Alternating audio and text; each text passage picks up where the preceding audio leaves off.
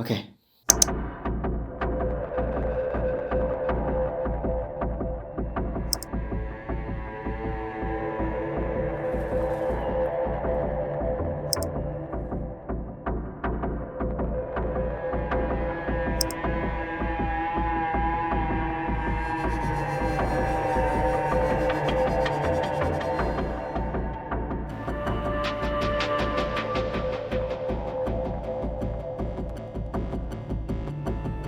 Udah lebih dari 2 bulan, terhitung sejak 7 Oktober 2023, lebih dari 15.000 saudara-saudara kita di Palestina gugur berjatuhan di jalur perjuangan. Jumlah ini sudah melampaui peristiwa Nakba yang terjadi pada tahun 1948.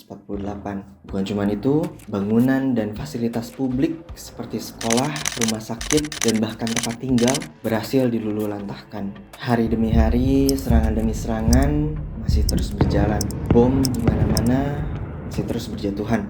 Dan ini bukan yang pertama kali, tapi ini telah berlangsung bertahun-tahun lamanya, dengan jumlah korban yang mungkin sudah tak terhitung jumlahnya. Coba teman-teman bayangin, coba kita bayangin, kita berada di posisi mereka. Apakah akan sekuat itu? Apakah akan seteguh itu? Setegar itu? Mau makan susah, tidur pun gak bisa, bahkan untuk komunikasi pun menjadi sebuah kesulitan. Ketika kita ngelihat kondisi mereka via beranda sosial media kita saja, itu rasanya udah sakit, sesek, sedih. Apalagi ketika kita berada di posisi mereka. Gaza adalah benteng terakhir umat Islam di tanah Baitul Maqdis atau Palestina. Dan hingga saat ini hampir seluruh jengkal tanahnya terus digerus, terus diambil alih oleh para penjajah sejak tahun 1948. Berbagai cara Zionis lakukan untuk menghancurkan Gaza. Ratusan kali mereka mencoba masuk dan menghancurkan para pejuang, membunuh para pejuang. Sudah ratusan ribu orang gugur untuk mempertahankan dan merebutnya kembali. Dalam kondisi yang seperti ini, banyak pula yang bertanya, mengapa mereka, orang-orang Gaza, tidak berpindah atau berhijrah saja ke tempat-tempat yang lebih aman, ke tempat-tempat yang dimana tidak ada serangan. Dan banyak pula di antara mereka yang menjawab dengan keyakinan yang sangat kuat, jika kami mau, kami bisa saja berhijrah dari Gaza ke tempat-tempat itu. Tapi perlu kalian ketahui, kami di sini mewakili kalian untuk menjaga Masjidil Aqsa. Debu di pelataran Al-Aqsa lebih mahal daripada darah-darah kami. Dan jika kami pergi, dosa besar sedang jatuh kepada pundak kalian. Masya Allah. La haula wala quwata illa billah. Sebuah tekad dan keyakinan yang sangat kuat dimiliki oleh para pejuang dan warga-warga Gaza. Lalu pertanyaannya, sepenting itukah Baitul Maqdis? Sepenting itukah tanah Palestina? Apakah tanah ini layak untuk diperjuangkan?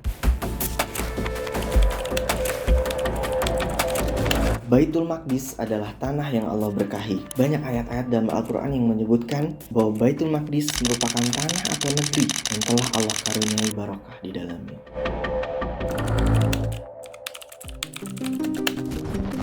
Masjidil Aqsa atau Baitul Maqdis adalah bagian yang tak terpisahkan daripada akidah kita. Sama halnya dengan Masjidil Haram yang ada di Mekah dan juga Masjid Nabawi yang ada di Madinah. Selama 23 tahun masa kenabian, Rasulullah habiskan berdakwah untuk membebaskan dua kota suci ini, yaitu kota Mekah dan juga Baitul Maqdis dari kemusyrikan dan juga penjajahan. Salah satu peristiwa yang menjadi bukti adalah beliau mengarahkan 3.000 pasukan muslimin menuju pertempuran Mu'tah yang terjadi pada tahun 8 Hijriah atau 629 Masehi melawan 200.000 pasukan Romawi Timur untuk membuka jalan menuju Al-Aqsa. Dan atas izin Allah, atas kehendak Allah, pada saat ketika beliau wafat, Baitul Maqdis masih dalam kondisi terjajah dan berada di tangan Romawi. Lalu apakah itu adalah sebuah bentuk kegagalan bagi Rasulullah? Tidak, tentu tidak. Segala persiapan pembebasannya telah beliau letakkan, telah beliau warisan kepada para sahabat. Tentunya dengan segala rencana-rencana yang strategis dan juga terukur. Tidak hanya Rasulullah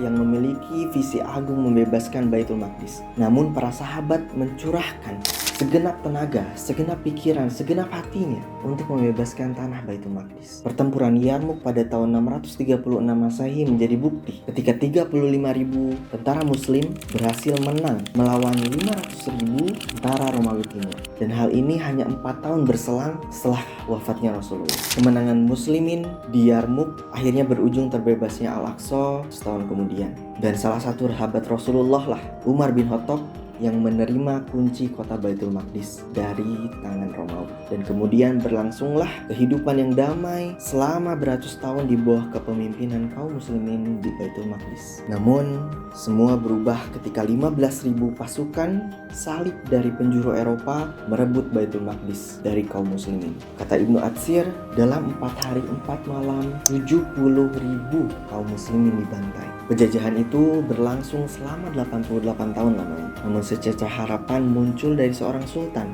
yang dengan kecerdasan dan keberaniannya menyatukan wilayah Mesir dan juga Syam. Sultan inilah yang membebaskan kembali Al-Aqsa dan tanpa menjatuhkan setetes darah pun penduduk yang bermukim di dalamnya. Seperti yang kita ketahui, beliau adalah Salahuddin Al-Ayyubi. Dan ya, hingga saat ini darah perjuangan masih terus mengalir dalam diri warga Palestina. Rentetan sejarah ini menjadi salah satu bukti betapa pentingnya Baitul Maqdis, betapa layaknya Baitul Maqdis ini untuk kita perjuangkan meski nyawa menjadi taruhannya. Jadi, mari kita terus doakan, mari kita terus mengilmui tentang hal ini, sembari kita terus mengusahakan semaksimal apapun yang bisa kita lakukan. Dan yang paling penting, jangan pernah berhenti bersuara tentang Palestina.